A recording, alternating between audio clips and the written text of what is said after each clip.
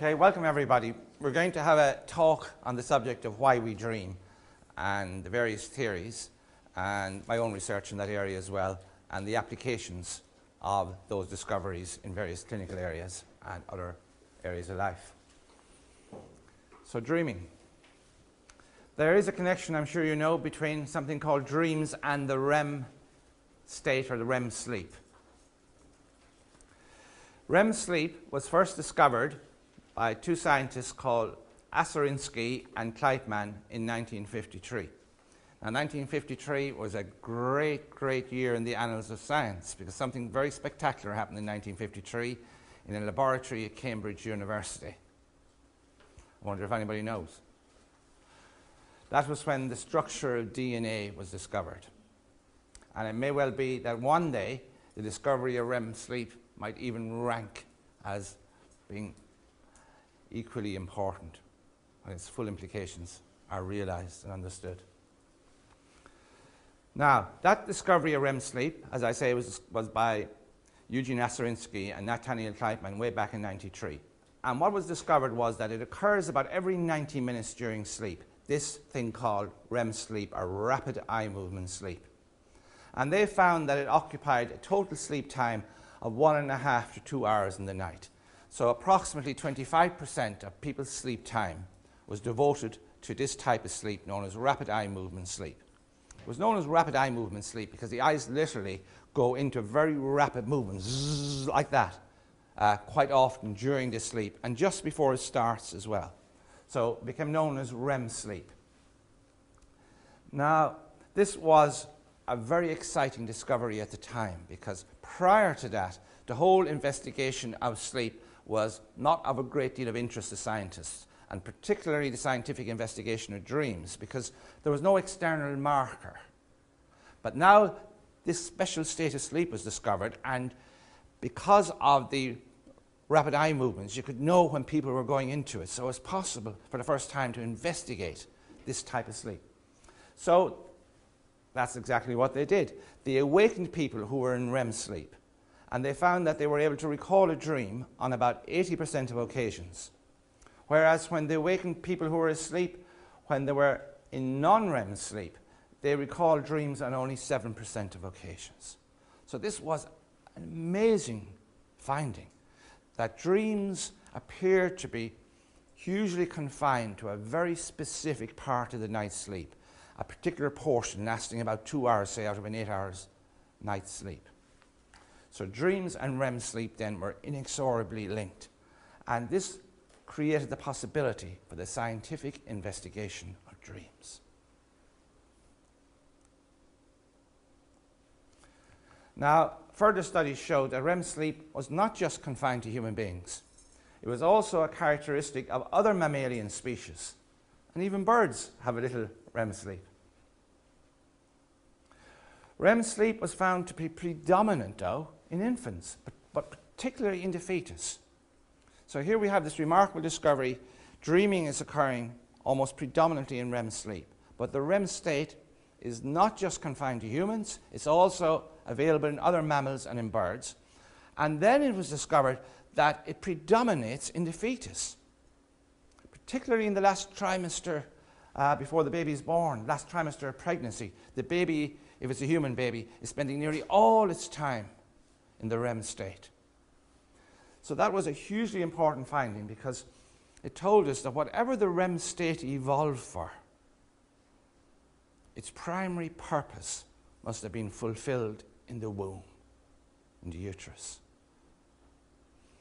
And that any theory of dreaming, if it was to make sense, must somehow explain what is going on in the fetus, since REM sleep predominates there. So in the first week of life, though, after the human baby is born, REM sleep occurs during 50% of sleep time and then reduces to about 25% when the baby is 1 year old. And it stays pretty much at that then for the rest of the life cycle. There's a very slow fall off into old age, perhaps down to about 20%. If you look here, you can see just shortly after conception, you can see the REM sleep rising, the amount of time spent in REM sleep. And then after the baby is born, it's progressively getting less and less time devoted to REM sleep, and then a very gradual fall off into old age. Now here's an interesting pattern. When the EEG was recorded from the scalp of people in various states of consciousness, the pattern of electrical recordings from the scalp showed that when people were in non-dream sleep, for example, you got the very slow wave pattern. And what that actually indicates is that there's not a lot of activity going on. It indicates there's not a lot of energy being burned by this slow down electrical pattern. Whereas when the person was awake, these very short, sharp waves are indicative of a lot of activity going on and a lot of energy being burned in the brain. But when they come down then to record a pattern from REM sleep, in which dreams occur, you find a pattern very similar to waking.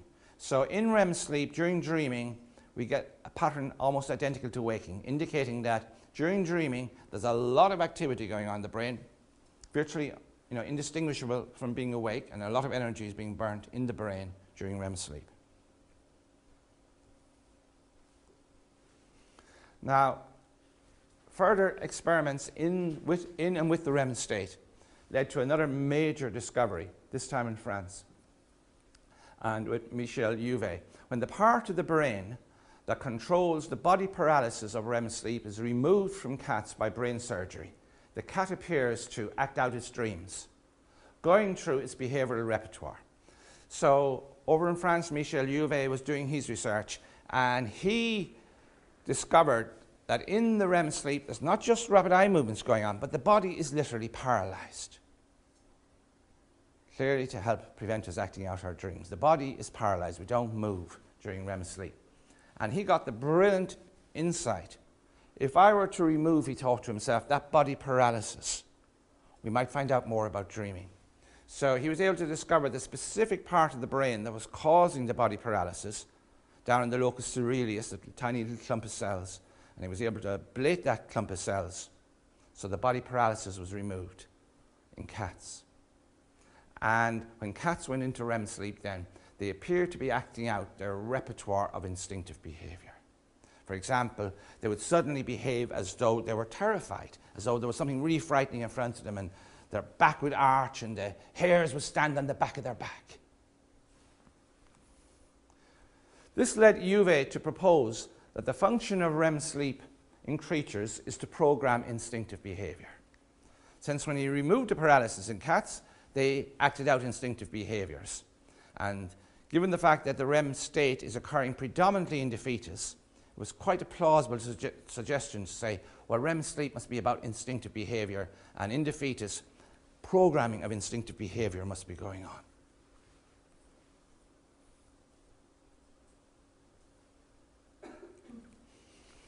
So let's see how that hypothesis has fared. Well, in the years since that hypothesis was put forward, there has been quite a lot of evidence accumulating to support Jouvet's notion that some form of instinctive programming is going on in the REM state.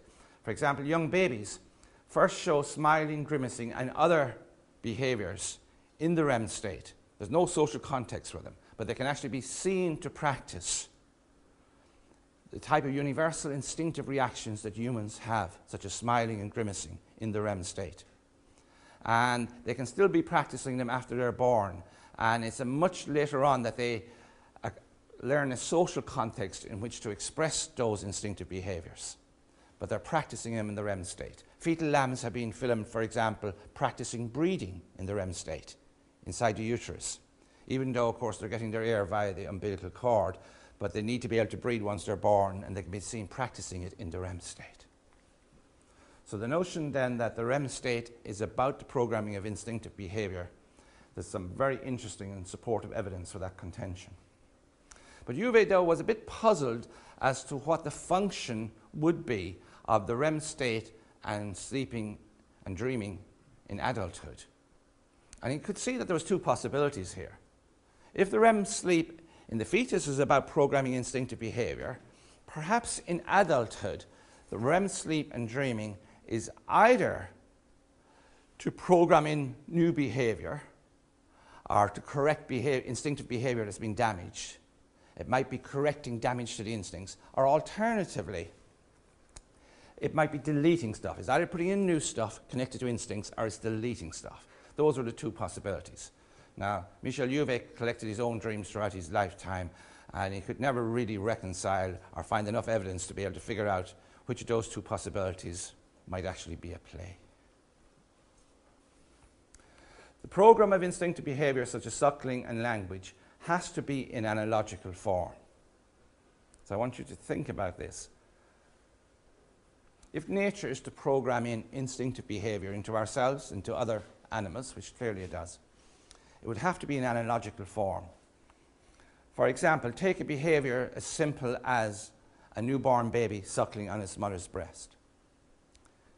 The programming of the instinctive behavior cannot be an exact description of what the mother's breast and nipple is going to look like, because there's such a huge variation, obviously. So the programming has to be left open-ended, and it has to take the form, here is a rough description of what you'll encounter. Find something to pattern match to this in the environment. And consequently, you'll find that a newborn baby will, of course, suckle on his mother's breast, but if it doesn't get that opportunity, it will happily learn to suckle on a bottle or even a human finger, for example. So you can see there's that open-endedness there, pattern matching.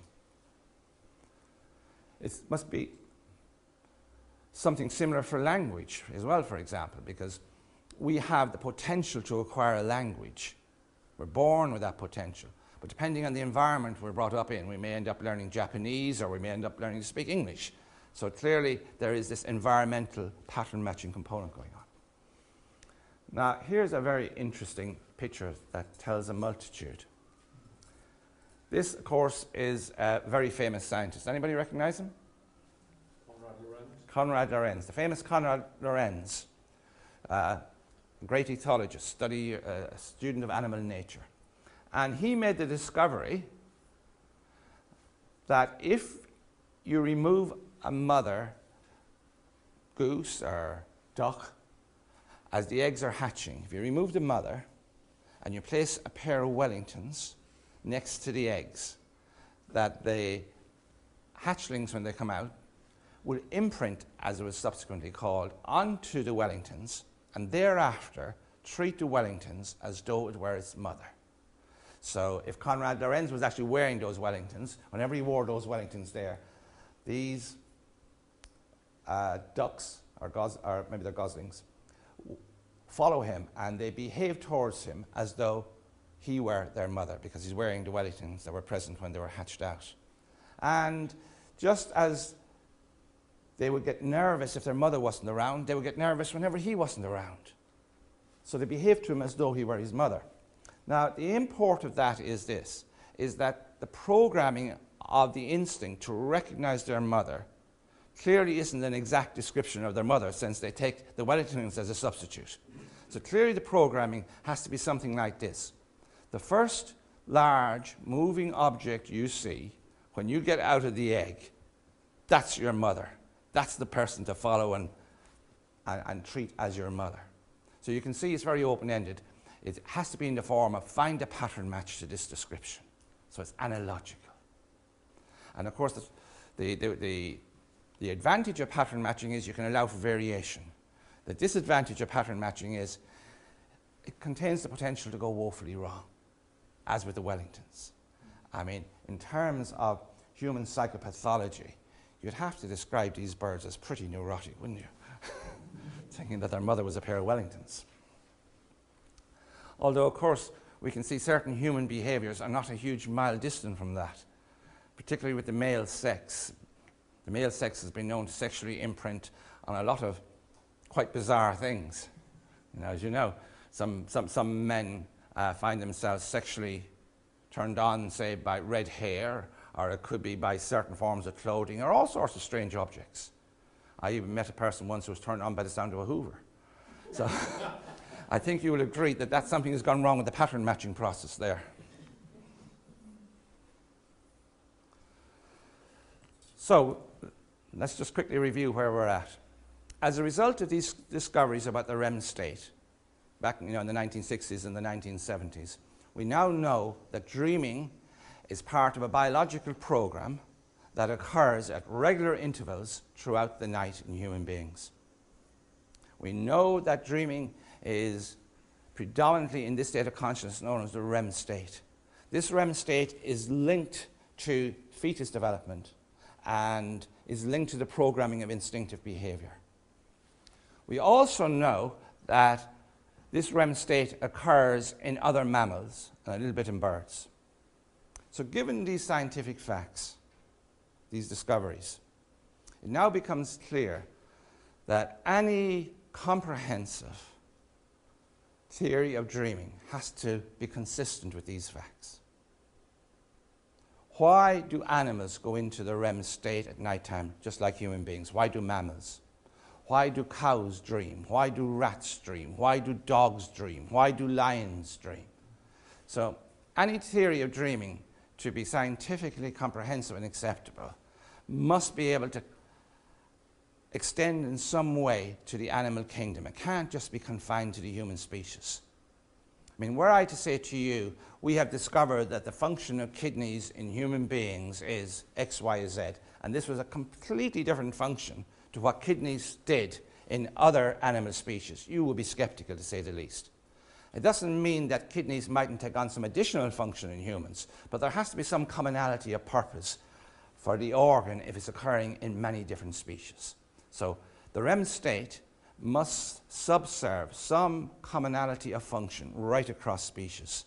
And since dreaming is so closely linked to it, we would be surprised if the theory of dreaming didn't somehow transcend the human species for it to be acceptable. Also, any theory of dreaming has to be able to make sense of the fact that the REM state is predominant in the fetus.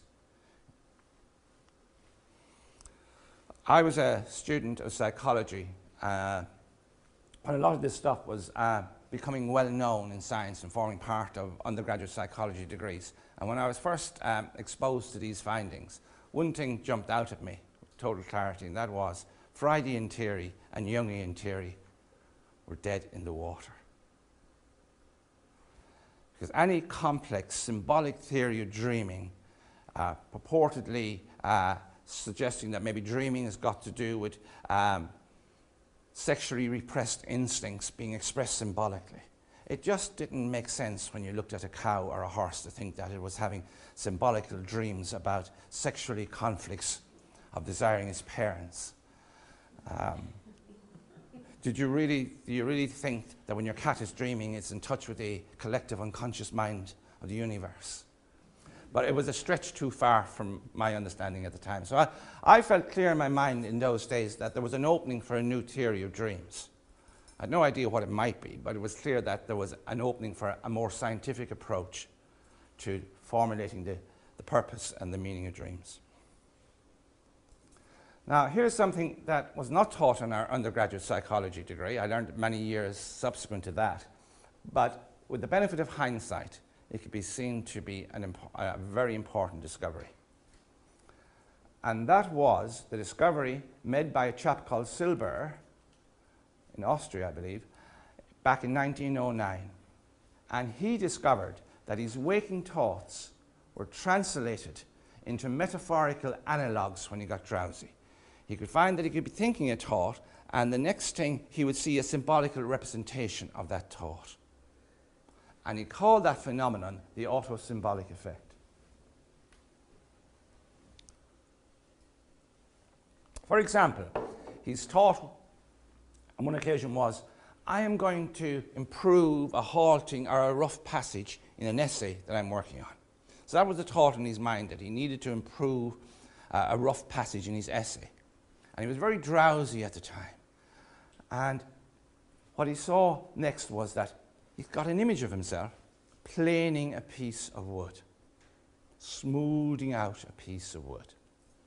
So hopefully you can see that that was a metaphorical representation of the actual thought he had in his mind a moment or two before that. Now, Silber collected dozens and dozens of examples of this, of just getting into sleep, heading towards sleep, feeling drowsy, and a thought being converted into a metaphor. And he thought to himself, well, maybe this has some explanatory value as to what dreaming is about. Now, as it happened, Silber was a great fan of Sigmund Freud, who was alive at the time, and a big noise in Vienna and the psychoanalytical circle there. And Silber had tremendous respect for Freud. So naturally enough, he took his discovery to Professor Sigmund Freud. And this must have caused great heartache for Sigmund. Because on the one hand, Sigmund had his own theory of dreams, which was that dreaming was a symbolical representation of infantile sexual conflicts that you would wish to somehow express but were afraid to. And it could be allowed out safely at night in the form of symbols, and in that way they wouldn't disturb the sleeper. But that's what Freud taught. But here's Silber bringing him this discovery. And on the one hand, it confirms his theory because it shows symbols taking place. It shows thoughts being converted to metaphors or symbols. So wow, this is fantastic, because prior to that, and even to this day, there are people who think that dreams do not involve metaphors and symbols. So he had the living proof. He had the thought converted into a metaphor, happening in the same time, not something that happens 5 hours later or a month later. So there was no arguing with it. There is a process in the mind that converts certain forms of thoughts into metaphors. So that was really powerful support for Freud's theory. But at the same time, it disproved his theory, because the thoughts were conscious thoughts. Freud's whole theory was we needed symbols in order to disguise, because we wouldn't be able to consciously accept, without getting very stressed out, the emotional import of our wishes. These were repressed wishes, subconscious wishes. And so his explanation for symbolization is disproved by this. Symbols are happening without just for any old simple thought. I want to smooth out an essay, suddenly it's expressed in symbols. This is not some conflict from childhood about sex that that's terrifying you. So what was Freud to do? On the one hand, he had partial proof of his theory. On the other hand, he had disconfirmation of his theory. So Freud, being the clever man that he was, incorporated Silber's discovery into his magnum opus, The Interpretation of Dreams. He did it in two different places so as not to give too much attention to it. So not to draw too much attention to it. But he did acknowledge, the fact that it was discovering or showing symbolization taking place. But then said, of course, this doesn't really relate to dreams proper. But it's interesting. So he was quite dismissive of it. He was willing to take on board the bit that was useful and then be dismissive of it. And not long after Silber gave that discovery to Freud, Freud had him dismissed from the Psychoanalytical Institute in Vienna, and Silber went home and hanged himself. But to this day, even though, because of the dismissive attitude of Freud towards it, he has not been given the recognition that his discovery merited. But we can now see with hindsight that his discovery is absolutely crucial in two respects. It shows conscious thoughts being converted to metaphors. But more importantly still, it demonstrates that thought is converted to metaphor, because it's happening all in the same passage of time. Not 8 hours after the thought in a dream, but it's happening right there and then. It shows there is an auto-symbolic process in the human mind or brain. So important for all of that. Fortunately for me, as an undergraduate and subsequently as a postgraduate student of psychology, I did not know about Silber's work. And when one morning, as I was working on a PhD research program, one morning I woke up in my bed, and taking all the time in the world as postgraduate students are wont to do, because nobody's checking up on them, and I was just relaxing in my bed, and I reflected upon a memory from childhood where I had jumped over a wall as a child when we were playing football, and a rock had dislodged from the wall, and I fell back and got a cut in my forehead. And I was just thinking about that. And the next moment, I was having a little dream sequence, and I found myself climbing Colchester Castle in Essex. And I'm near the top of the castle, and suddenly the castle starts to disintegrate, and I'm falling backwards with the castle, and the rocks are coming after me. And I wake up a little startled, wake up a little startled. Oh, that's a little bit anxiety-provoking. And then I thought, that's funny. A few moments ago, I was thinking about climbing a wall and chasing a ball, and the wall disintegrating. That's clearly a metaphorical representation of my thought of a few moments ago. So unbeknownst to myself, I had rediscovered Silber's autosymbolic effect. But not knowing that it had been discovered before, I decided to investigate it further. And I thought to myself, well, if we're seeing symbolization of waking thoughts, maybe this is what's going on in dreams proper. Maybe this is what Freud had ignored. Maybe this is what's really happening. It's waking material, for some reason or other, is being converted into symbols in dreams. And that is not about repressed conflicts from childhood around sexuality, as Freud believed. It is stuff that we were concerned about prior to falling asleep. For some reason, gets expressed in symbols. Now, the obvious reason why that might be, I thought to myself, is that if the material is emotional, maybe in some way by dreaming a metaphorical representation of it, that somehow diffuses the emotion. So that was my initial hypothesis, that the issues that we felt were emotional during our waking hours got expressed in symbols and dreams in order to diffuse the emotion.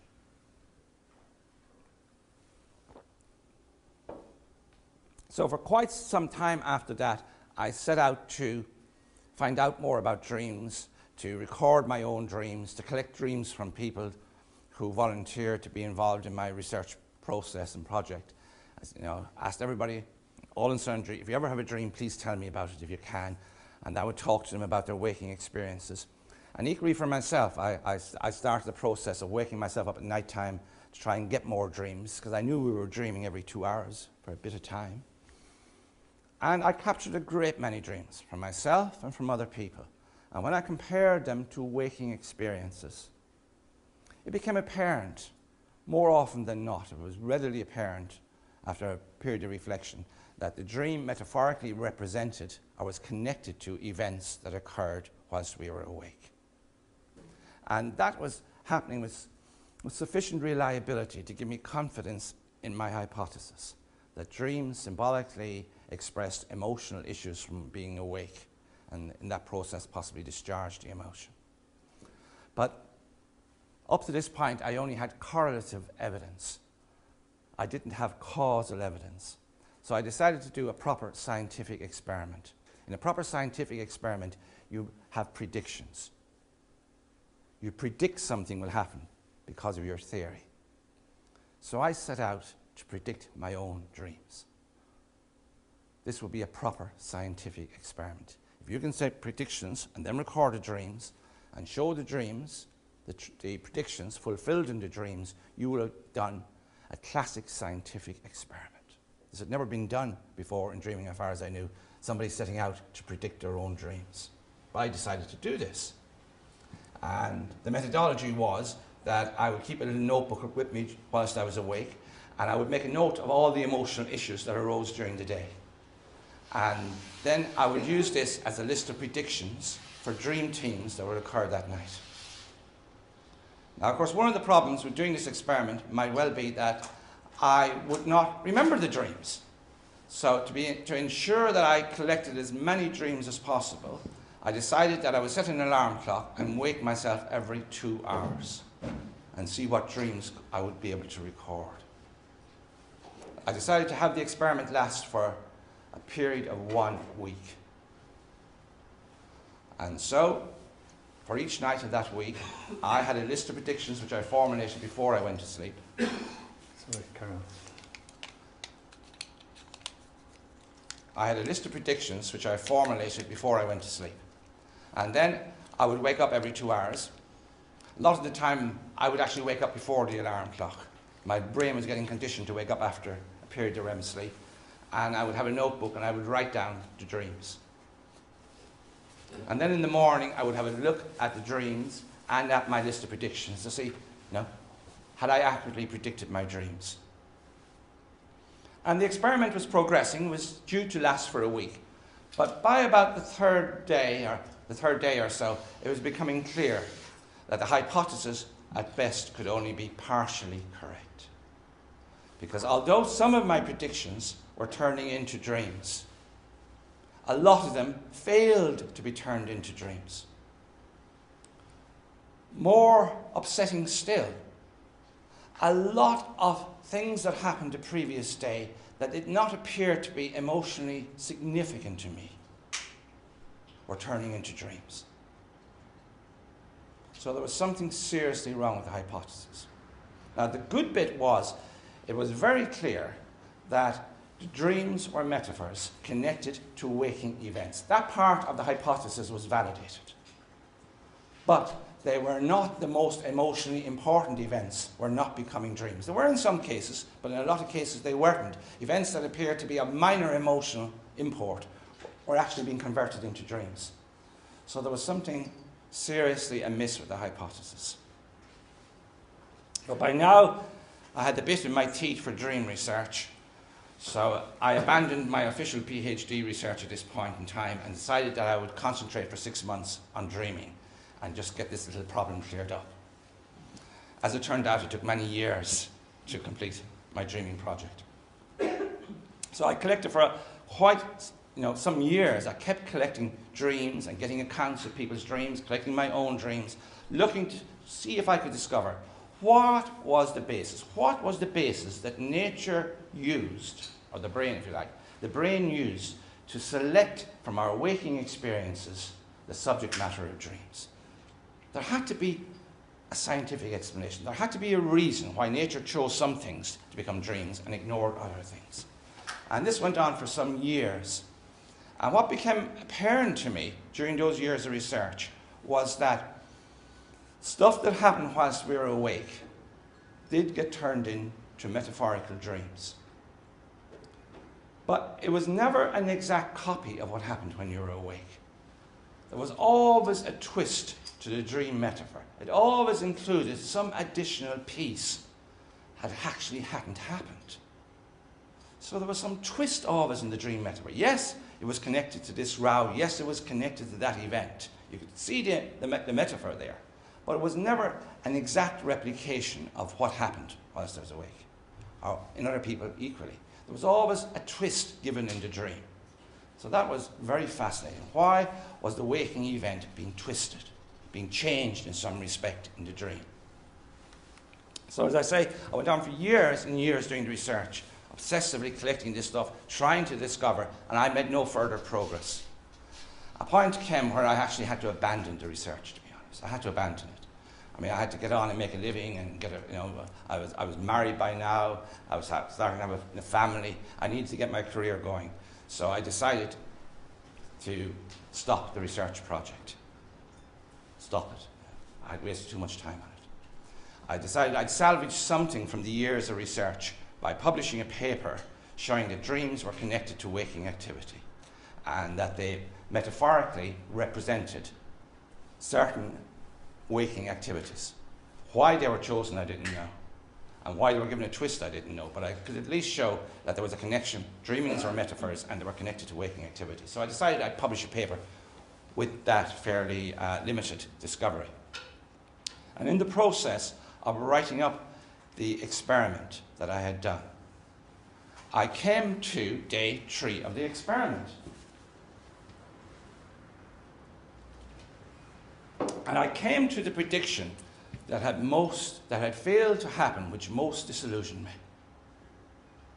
And that prediction was, on the 3rd night of the experiment, as we were getting into bed, my wife and I was putting my list of predictions on the little table beside me and a little flashlight, whatever, so I could turn it on to write in my notebook, getting myself all set up. My wife, Liz, decided to have a go at me. And she said, "You're not doing that stupid experiment again tonight, are you?" Now, understandably, Liz was working a heavy schedule as a nurse, and my experiment had been disrupting her sleep. And as you know, if you get disrupted sleep, we get emotional arousal. So she had had enough by the 3rd night. Not doing that stupid experiment again. And of course, I got very indignant. And I started defending the importance of the experiment and how inconsiderate she was and how unreasonable she was, etc., etc. And Liz came back and gave as good as she got, and I gave as good as I got, and we ended up shouting at each other. And then getting into bed and turning our backs to each other. Anyway, I'm starting to calm down a little bit in the bed, and I think to myself, You know, that row was definitely the most emotionally arousing thing that's happened today. I have got to put it on the list. I'm being somewhat pedantic in my approach to science at the time. I figured if it wasn't written on the list, it couldn't count. I had to put it on the list. So would I risk it? Would I turn on the light and start writing, and would all hell break loose? But dedication to science prevailed, and I turned the light on and quickly added, row with Liz. And during that night, I woke up after several dream episodes and recorded a big tranche of dreams from the night over 5 different dream sequences. And so you can imagine my dismay the next morning when I went through all these dreams and not a single dream about the row with Liz, which was hugely emotional. It happened just before I fell asleep. It should have been there. There should have been a dream there.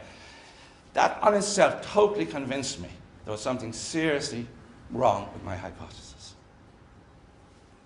So I'm writing up the experiment, and I'm writing up the fact that that prediction had failed to occur. And my brain starts pattern matching to predictions that had turned into dreams. And in particular, it pattern matched to a row I had earlier in my research with Liz that actually had turned into a dream. And I began to wonder, why did this row turn into a dream with Liz? Yet this mega row didn't turn into a dream. What was different about it? Well, what was different about it was this. In the earlier row that had turned into a dream, Liz and I had a row, as we often did in those days. 36 years married now, we have far fewer, I can tell you. But in those days, we used to have a lot of rows. And our arguments as we were getting to understand each other's style. But anyway, on this occasion, we were arguing when we were going to bed. And we got into bed, backs to each other, and Liz starts to play footsie in the bed with me, which I know is non-verbal language code for I'm willing to make up, and there might even be a reward in it for you. But I felt righteous in my anger, and I felt I was the aggrieved party, and there was no way I was going to be bought off by a bit of cuddling. I wanted to nurse my grievance. So I'm holding on to my grievance and my feelings of resentment here, and I'm thinking to myself, I'm not turning around, I'm not reciprocating. She'll get the message. She'll get the message. I am in the right here. I am entitled to my viewpoints here. I am justified in them. And sure enough, I had a dream about that. And I dreamt in the dream that Liz was in an adjacent room, and I could hear her explaining to her mother. She was saying, oh, Joe was out there, and he's wearing these punk-coloured spectacles. Punk was a very aggressive sort of craze that was around in those days, and there was such a thing as punk-coloured spectacles, which were, you know, sort of reddish spectacles. And she says, he's wearing these punk-coloured spectacles, and he refuses to take them off, she explained to her mother. He says he has paid the price for them. Now, as I looked at that and said, what was different about that compared to the other prediction that didn't make a dream? It was obvious that in that particular sequence, I had kept my feelings to myself. I had not expressed them. So what was happening inside me was I was thinking to myself and reflecting on myself, I am not willing to drop my aggressive attitude. And Liz is getting the message now. She must be thinking to herself, oh yeah, he feels justified in his aggrievement. And the dream was an exact metaphorical representation, not just of the row, but of my feelings and thoughts that were non-expressed about the row. So instantly I knew why we dreamed. I knew why nature selected certain experiences to be the basis of dreaming. Yes, it involved emotions, but not necessarily the most emotional thing that happened. It involved emotional events in our waking life that we did not, for whatever reason, express. It was emotions that we didn't express that became the subject matter of dreams. I also knew why every dream had been given a twist. Because the dream is not a representation of the waking events per se. It is an interpretation of your introspections about those waking events, including your introspections, of what you think is happening, what you think is going on in the other person, and what you would like to do. So that was the additional twist that I was finding for years in dreams, and I didn't know the basis of it. It wasn't just emotional waking events, it was your unexpressed introspections about those waking events that were metaphorically represented in the dream. And of course, once you realize that, then it becomes even more clear what dreaming is about, that it is about discharging suppressed emotions. You don't have to discharge emotions that have been acted out because they're switched off. It's the emotions that have not been acted out that are problematical. And dreams discharge those unacted out emotions via metaphor or pattern matching. Now, I went back over my huge collection of dreams to verify that this was exactly it, and it became clearer and clearer and clearer that dreams are metaphorical representations of the unexpressed emotions and thoughts about the waking event, not the waking event per se. And then I looked at Freud's dream corpus and Jung's dream corpus to see how would my hypothesis fit their actual recorded dreams. And as it happened, Freud had hung the fate of his dream theory on a specific dream sequence that he'd analysed, famously known as the dream of Irma's injection. This was a very complex dream, and Freud had analysed it in great detail, proving as he taught, the dream confirmed his theory about subconscious material symbolically expressed. However, in the 60s, a cache of materials and letters of Freud had been discovered. And that cache of material showed exactly what Freud had been doing the night before he had the dream of Irma's injection. And it showed that he'd been working on a case history which he felt guilty over of a patient. And he'd been working on it and writing and introspecting about it. And I was able to show that the actual sequence of the dream exactly followed the case history. And it was a very complex case history, all different characters coming in. And it was to a detail, the minutest detail, it had been metaphorically represented in Freud's dream, with, of course, Freud's take on the case history, supporting Freud's take.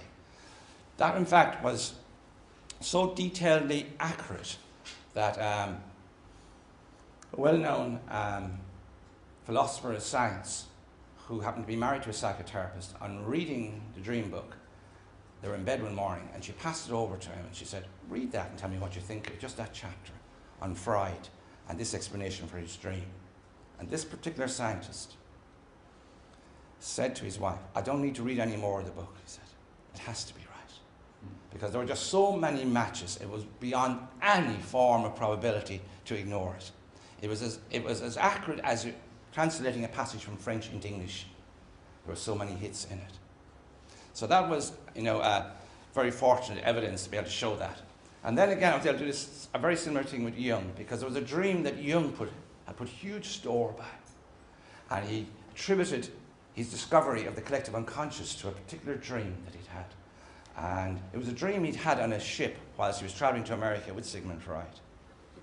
And this dream, according to Jung, led him to formulate the hypothesis of the collective unconscious and archetypes and dreams being about expressions from the collective unconscious.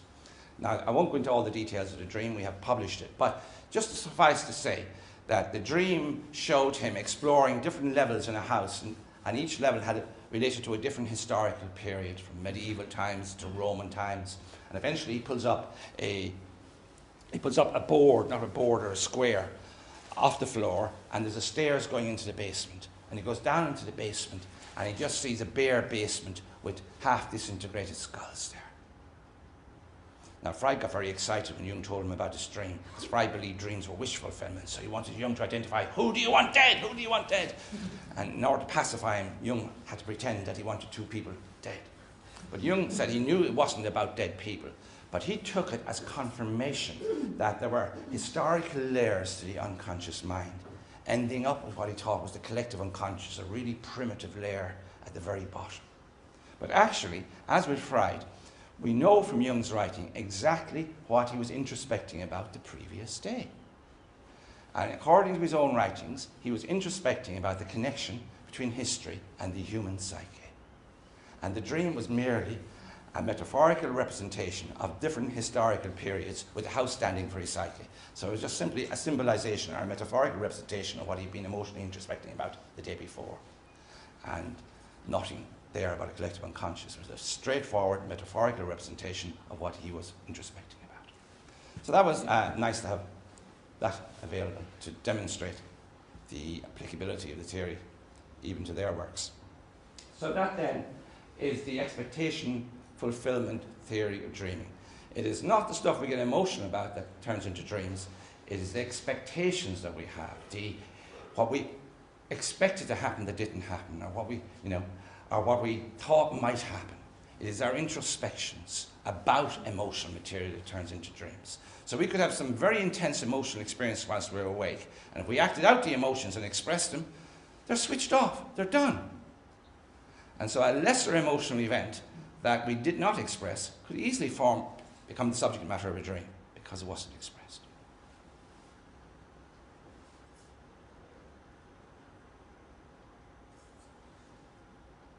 So I've told you about my experiment there, which led to the formulation and the confirmation of the hypothesis, the expectation fulfillment theory of dreams. Dreams are pattern matches to waking expectations, stuff that we were thinking about or concerned about whilst we were awake. It is waking conscious experiences are pattern matched in dreams. Not all expectations form dreams. It's expectations that cause emotional arousal that we do not act out or express to become dreams. And what do dreams do? Well, they deactivate that emotional arousal, which frees the brain to respond afresh to each new day. Now, in the 20 years since that hypothesis was formulated and published, every significant piece of dream research that has carried out since then, making additional discoveries about dreaming, has substantiated the theory. There has been no significant piece of research that has disconfirmed the theory. In 20 years, this has stood and not in any way been damaged by subsequent discoveries in sleep research or science. Indeed, they have generated a mounting evidence confirming the hypothesis. Interestingly, if we now think about, other species dreaming, if we think about, or at least in REM sleep, and if we think about the baby, the fetus in its mother's womb, how do we link this up with dreaming? Well, if we go back to Juve's hypothesis that the baby in the womb is being programmed with instinctive templates, then the purpose of dreaming is twofold. It is to preserve the integrity of the emotional instincts that have been programmed. You see, by not acting them out during the daytime, we are placing inhibitions upon our emotional instincts. And by releasing those inhibitions through the dream, we are preserving the integrity. So remember, Juve formulated two hypotheses as to what dreaming might be about. It might be deleting damage or adding new knowledge in. We now know it's actually deleting damage to the genetic templates. It's preserving the emotional instincts intact. Imagine, for example, our sexual instinct. Children have to be given a lot of repression around the expression of sexual instinct growing up because the whole basis of society and civilization involves expressing our sexual instincts under very specific circumstances. We can't go around raping people, at will. We have to have rules and regulations for the expression, say, of our sexual instinct. And you can imagine, particularly in some societies, in some families, there are so many inhibitions placed upon the sexual instinct. The human race would be in danger of dying out if there wasn't some way of taking these inhibitions off and letting people be impulsively sexual at times. So, equally, if a child, say, is raised in an environment that is very autocratic and anger is completely inhibited, imagine how catastrophic that could be to the child's survival when it leaves the family nest and has to survive in the real world, if it has no capacity to express anger. But nature is undoing the damage of the excessive inhibitions every night, because by acting out the anger, nature is keeping the instinct intact. So that's one benefit that nature is doing, is keeping our emotional instincts intact from environmental inhibitions. The other thing, of course, it's doing is that by acting out these emotional suppressions, we are massively bringing down our stress levels. Not surprisingly, in experiments done with a variety of species, if you stop them dreaming, they're always much more emotionally aroused the next morning. Not only that, but their instinctive behavior is much more compulsive if they don't get their quota of REM sleep. So exactly as expectation theory of dreaming would predict, you're calming down these suppressed emotions, you're discharging them, you're bringing your instincts back into balance.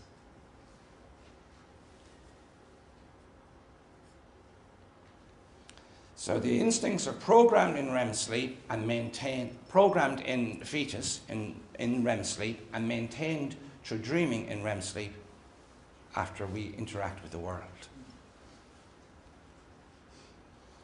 It is interesting now to have a look back and just think about when dreaming in REM sleep might have evolved. Why would it have evolved? We know dreaming takes place in hot-blooded creatures, creatures who maintain a constant internal temperature. And as far as we know, mammals were the first creatures to do that, but it's possible that some dinosaur species were hot-blooded, we don't know. But we know mammals invariably have REM sleep, and they're hot-blooded. So might there be a connection between hot-bloodedness and REM sleep? And the connection, I believe, is this, is that the actual development of a constant body temperature came at a huge price, a huge cost.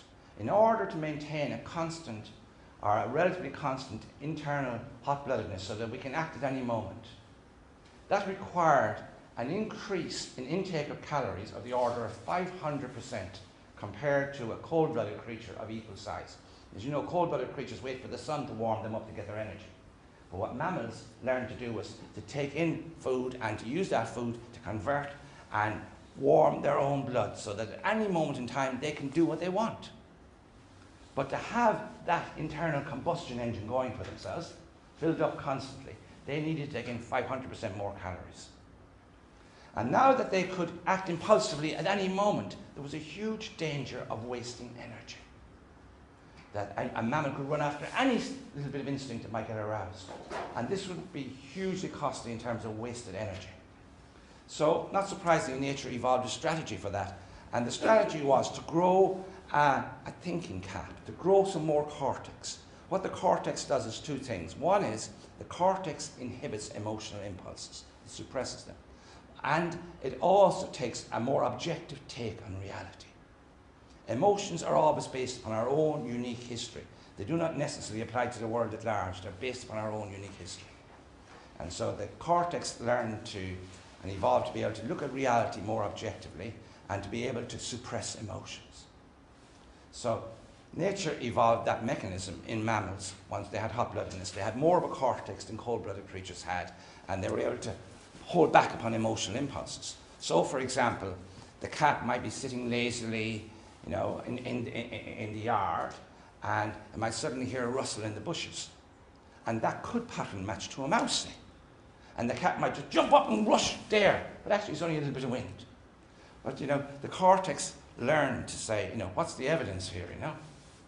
And it learned to be able to suppress impulses that weren't likely to be rewarded and hold them back. But the suppression of impulses, though, caused a problem. Because if you suppress the instincts, you could cut them off. So there had to be a way to release it. And nature evolved an astonishingly clever mechanism of the REM state and dreaming to do that. Because in the REM sleep, the body was taken offline, the muscles were inactivated, you couldn't move, and outside world was closed down, and the suppressed emotions were released and pattern matched. So the cat could have a dream that night where it did go out to the bushes and did follow the mouse, etc., and could act it out and switch off that impulse, thereby preserving the instinct to chase, keeping it intact, and releasing the emotional excitement out of the brain that had been suppressed as well. So it had a dual benefit: instincts kept intact, and the animal wakes up clear-headed and calmer the next day without conflicting emotional impulses that were suppressed. So very, very advantageous. So I think in the times that we currently live in, it is interesting to reflect that dreaming evolved as part of nature's energy conservation mechanism to enable us to not to waste energy by acting on impulses that were not likely to get needs met. And then by dreaming is to allow the expression of those impulses without acting them out. So you're saving energy, a lot of energy, by not acting out the impulses. You're allowing them out vicariously. So it's an energy conservation mechanism at its basis.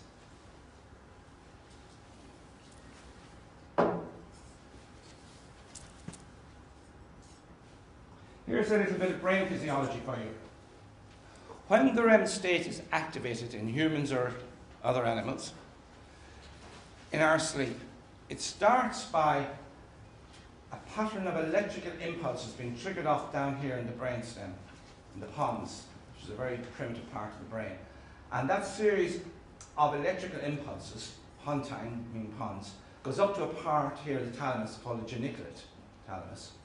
So a series of electrical impulses fire up into the thalamus. Now these electrical impulses, what their significance is that they cause a startle reaction in the animal.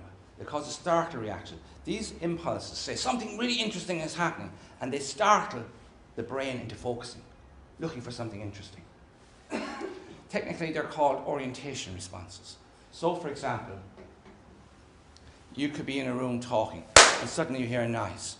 What actually happens is an orientation response fires from the primitive part of the brain because of this unexpected stimulus. And it refocuses your attention to look for the significance of that unexpected stimulus, that sound. Now, if you happen to be in a part of England where car bombs had exploded during the Troubles, that unexpected sound might pattern match to a car bomb, and you might find yourself having an incredible feeling of panic and screaming and running. That would be the pattern match going on. So, we have this store of orientation responses which fire off to enable us to take an interest and focus on something. And they fire off particularly when anything unexpected happens, holds our attention.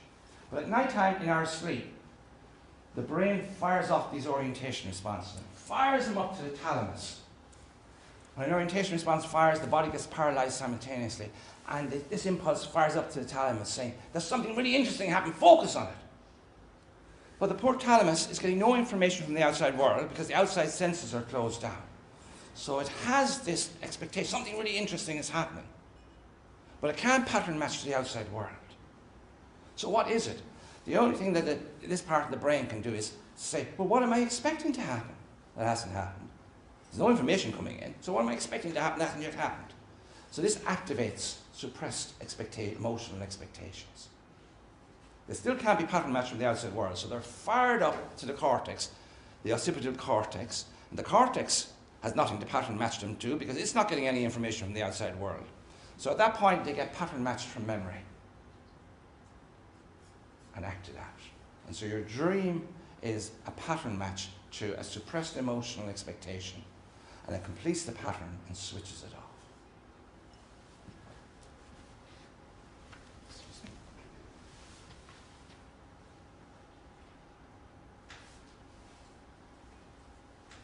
Now we know from what I've said that our instincts have to be programmed as patterns seeking to be pattern matched in the environment. So the whole language of programming instincts is necessarily pattern matching or metaphorical. And that is one explanation for why our dreams are a metaphor, because the language of the REM state is pattern matching or metaphor. However, when I first circulated this theory to some eminent scientists in sleep research, they felt unconvinced by the theory because they said, oh, it all sounds very good, but I'm not convinced by the pattern matching aspect to it, because they argued, well, you know, okay, well, maybe the REM state is about pattern matching, but there must be a good reason to keep the pattern matching in place for dreaming because it's taking up energy doing that pattern matching. Why not just act out the suppressed impulse? And that was a very good point. Okay, the language of the unconscious is metaphorical or pattern matching, but why keep it in place for dreaming? Why not just let it go? Because it obviously takes a certain amount of data processing to find these patterns. Wouldn't it be simpler just to let the original impulse be acted out? And it took me some years before I could see why it had to be in patterns. Why the pattern matching process had to be preserved. And the reason is, suppose for example, you're at work and some sexy young man, if you're a middle-aged woman, walks past your desk, or whatever sex you might be attracted to, walks past your desk in a tight-fitting outfit, and you think, gosh, they look sexy. So a sexual impulse is aroused in you. But then being a responsible person in a long-term relationship, you say to yourself, put that thought out of my mind. I'm married to Johnny for the last 25 years. And so you suppress that emotional impulse, all right? Now, let's say that night that suppressed emotional impulse has to be expressed in the REM sleep. Now, were you to act out the original scenario, you would find yourself at work, feeling sexually attracted to this young person, and then you would find the impulse acted out, so you have sex with them. All right. Now, supposing the brain did that, what is the brain to do with this dream? Look at its choices.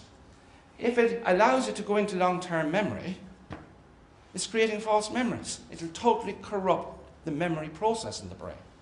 On the other hand, if it decides to eliminate it, it's going to destroy the memory of going to work and fancying that person. It'll tear big strips out of your memory. So if it preserves it, it creates false memories. If it eliminates it, it destroys memory. So I can't use the original impulse. It has to stick with the pattern matching. And that way you can leave the original memory intact and not go near it. So you have an accurate memory, not only that you were at work, not only that you fancy this person, but if you go back and think about it, you may even find that, that you were attracted to him. But the actual impulse to do something about it that's actively in your nervous system will have been discharged. So in order to keep our memory system intact, it is essential that we dream in metaphor. We would go insane if we didn't.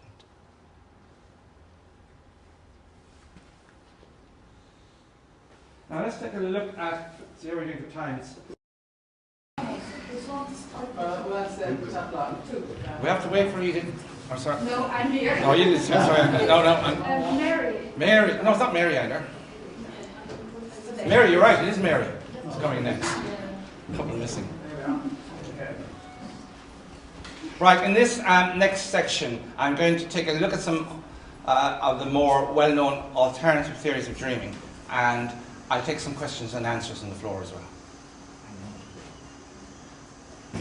So we've already explored why it is that you have to dream in metaphor or pattern matching. I want to go on now to consider the major theories that are at play as alternative explanations for dreaming. The theory that has held the widest sway and the greatest acceptance among scientists for several decades is a theory called the activation synthesis theory, which was put forward by a chap called Alan Hobson. Initially, he had a partner called McCarley as well, but he's the one who's continued with the theory and researched and written an awful lot about it, Alan Hobson, Harvard University. Now, his theory is that since dreaming occurs in REM sleep on a regular basis, this must serve a biological function in the brain. And since the dreaming is initiated and triggered off by a cascade of electrical signals coming up from the brainstem to the cortex, he decided that the function of dreaming was to wake the cortex up, to activate it every so often, and that random barrage of electrical signals hitting the cortex, that the cortex then tries to make sense of it, and it synthesizes that random barrage of signals, and the resulting effect is our dreams. And the reason our dreams, he argued, are so bizarre and ridiculous is the brain is trying to make sense of something that is inherently nonsensical, namely a random barrage of signals coming at it. The advantage of this, of course, is that, that it keeps the brain tuned up in case we need to wake up suddenly and deal with stuff. It keeps the brain primed with this stimulation every so often happening. Now, scientists love that theory, mainly because it was so simple. And you didn't have to worry about what dreams were. You didn't have to think about whether it's symbolical or metaphorical. It was a very, very simple theory. Unfortunately, it's dead wrong.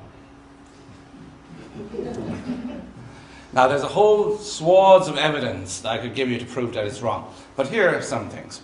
If you have read the work that I published and that I published with Ivan on dreaming, you will see a huge amount of evidence that we published showing that dreams are metaphors. Hobson would argue ferociously, dreams are not metaphors. They are just random synthesizing of random stimuli. He would argue ferociously that there's no sense to dreams, no real sense, no real pattern to them. So it doesn't explain why dreams are metaphors. It doesn't explain why if you wake a person part way through a dream and they go back to sleep, they will complete the dream. There's a need in the brain to complete the pattern of the dream. But since his hypothesis is essentially that dreams are the result of random activation, there should be no need to complete the pattern. That counts against his theory. But perhaps more than anything that really blows his theory out of the water is that the research done on the brain during REM sleep. Research done in the brain shows that the parts of the brain that are activated is not a general activation of the cortex, but an activation of very specific parts of the brain that's involved in REM sleep. There's an activation of obviously the geniculate in the thalamus, there's an activation of the amygdala, there's an activation of the occipital cortex, which is used for generating imagery, and there's an activation of the emotional expectation circuit in the brain. So it's specifically the emotional expectation circuit in the brain that's activated by this random barrage, plus the part of the brain involved in generating images. It is not the cortex, as he believed, that was being stimulated. It's specific parts of the brain. And that essentially blows the theory out of the water. He also abandoned the theory, didn't he? Sorry? He has recently abandoned his theory. Well, I hesitate to say that because, you know, he has talked more about other theories, but he hasn't actually formally withdrawn it. Now, there's another theory that's been getting a bit of airspace in recent times, and page space, and that's a theory by a psychoanalyst and sleep researcher by the name of Professor Solms. And essentially, what he's seeking to do is to use the evidence of the activation of the emotional centers and the expectation centers in the brain to see that as a validation of Freud's theory. Now, Freud's theory had been hugely neglected, but he's seeking to bring it back into prominence because he's saying clearly the brain is the emotional circuits that are predominantly being activated in dreaming. So therefore, this really confirms Freud's theory. And Freud's theory, in a way, was half right, because Freud believed dreams were wish fulfillments. Wishes are a subset of expectations. So some expectations can be wishes. So to some degree, Freud's theory was right. And he's certainly right in the idea that it's about emotions. So yeah, this is a partial confirmation of Freud's hypothesis that dreaming involves emotions. However, the circuits that are activated in the brain are far better described as the emotional expectation circuits. So the expectation theory of dreaming is a much better fit for the physiological data. And that is to ignore completely all the other evidence we've published, how dreams are pattern matches to waking emotional arousing expectations, etc., etc. Another hypothesis that gets some airplay these days is the memory consolidation theory, although that again is falling into a huge amount of this confirmatory evidence. The idea was that dreams help to consolidate memory. And, for example, there were scientists in Israel who published data showing that after mice or rats ran around mazes, that in REM sleep, the very same circuits in the hippocampus were activated, which tracks patterns in space, as well as our personal memory, were activated in REM sleep as were activated whilst we were awake. And that seemed to suggest that maybe dreaming and REM sleep have something got to do with memory. However, the evidence that this confirms that hypothesis is huge. For a start, think about the millions of people who have taken antidepressants. Antidepressants, particularly the older ones, older versions, completely suppressed dreaming. And so all these people who were on antidepressants should have found that their memories were being destroyed. They weren't developing any new memories. But in fact, the contrary is true. When they're put on antidepressants, they're more likely to remember stuff rather than not remember it. So, I mean, and the amount of evidence there is so huge that it really just blows that theory out of the water. However, and further additional researchers have shown that REM sleep is particularly consolidated, or rather memory is particularly consolidated during non-REM sleep. And indeed the activation of place cells in the hippocampus takes place far more in non-REM sleep than it does in REM sleep. So I think we can safely leave that hypothesis alone. However though, the expectation theory of dreaming would predict that REM sleep could provide some improvement in memory, given this fact, that if you're learning something, you're bound to make a number of false starts and not get it exactly right. So that if we then go into REM sleep and dream, the false starts, the expectations that weren't confirmed, would then be switched off by dreaming, which will leave the particular circuits that were active free to be consolidated. So we would predict that there will be some improvement in memory as a result of REM sleep. So the fact that there could be an improvement in memory in no way invalidates the expectation fulfillment theory of dreaming. So we can leave that safely alone, I think, that hypothesis. Another theory that is getting more attention now than it did a couple of decades ago, because so many of the theories are falling by the wayside, as it were, is a theory put forward by a Finnish scientist by the name of Rivan Suo. And his theory is the threat simulation theory. Because the amygdala is more activated in REM sleep than when REM sleep is not taking place, and fight or flight is more activated, he put forward the hypothesis that dreaming and REM sleep is for the purpose of rehearsing how to deal with threats. So that theory gets a bit of attention nowadays. And there's an element of truth in it. Of course, the fight or flight mechanism is more activated in REM sleep because it is about emotional activation that's not acted out. So we would predict that the fight or flight mechanism and the amygdala will be much more active in REM sleep. That is something we would expect from the expectation theory of dreaming.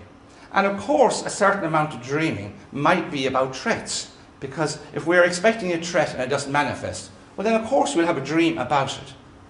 But anybody who looks at a significant corpus of dreaming from any individual will see that they have loads of dreams that are not about rehearsing strategies for dealing with threat.